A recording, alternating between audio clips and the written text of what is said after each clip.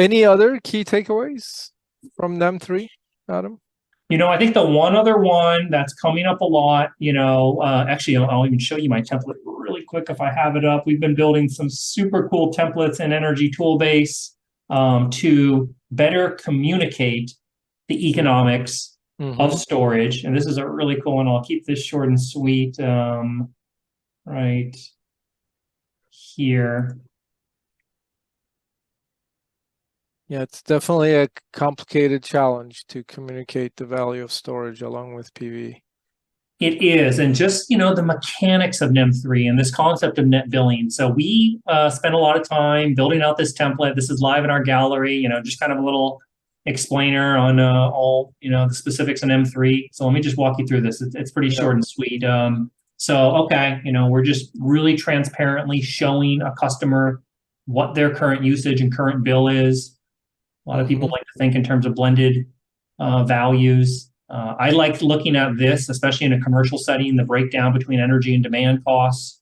Okay, now we're stepping into our solar project. We're really, really excited for this proposal document template that our team built and we just recently launched. And I think a lot of contractors and developers are really going to appreciate and value this. And the whole idea here is to just let them clearly communicate the mechanics of NEM-3, of net billing to their end customer and what the savings of the project is. So, starting with a little primer, NEM-3 explained, but here's really the meat of it.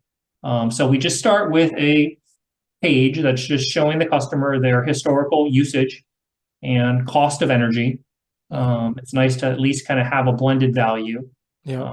Of course, very specific to their load profile, their rate tariff. This is very customer specific.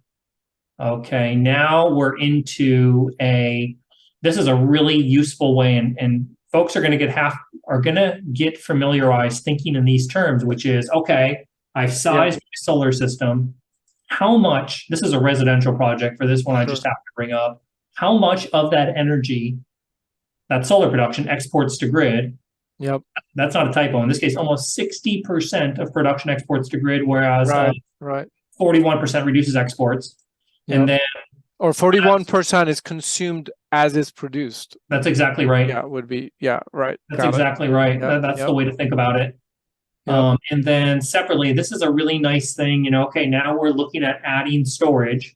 And okay, when I originally did this system with solar only, almost 60% of my production exports to grid. I'm adding a battery here. This is just one, I believe, Powerwall on this particular case study. How much post storage is exporting to grid? And then, just having a good breakdown to see. So back to your question, what other big takeaways? This is the other really big takeaway for me, which is if you were to draw a pie chart of where the total savings of a project comes from. For this particular run, it was $3,900 year one. In a NEM-3 world, storage captures a lot more of that pie chart of savings. In this case, it's like literally 55%, 45%. Okay. In a NEM-2 world, storage was, I don't want to say an afterthought, but it was small. It was 10, 20%. Exactly. So it is it was a peace of mind thing. Now that's exactly correct. Now it is front and center as an economic thing. And it's like, wow, without it, you just can't reduce that bill much. So I think that's one of my other big takeaways. This applies for residential projects, commercial projects. I think storage captures a lot more of the bill savings. And, again, we're bullish for storage. We're bullish for attachment rates. And, it's a big takeaway. One more question, Adam. I remember when we talked about the residential case study, the dollar per kilowatt hour rate we used for storage was quite high. It was over $1,000, I think we were using. What is that approximate cost in commercial setting? Like in your models, in your case studies? Great question. In my case study, and we modeled this conservatively for the 500 kW, 1,000 kilowatt hour. That's a pretty good size commercial battery. That's a mega pack, essentially. That's roughly around a mega pack. 500 kW 2 hour, 1,000 kilowatt hour. We had that modeled at $1,100 per kilowatt hour installed.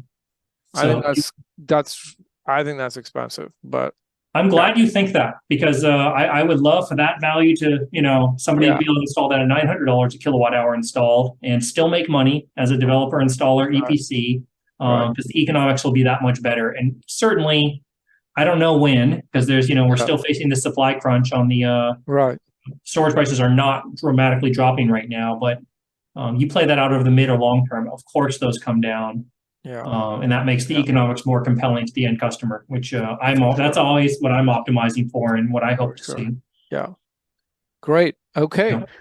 Well, thank you very much for this wealth of information, Adam. Thank you very much for your time. Thanks for having me as always, Karen. Thank you. All right, let me pause this.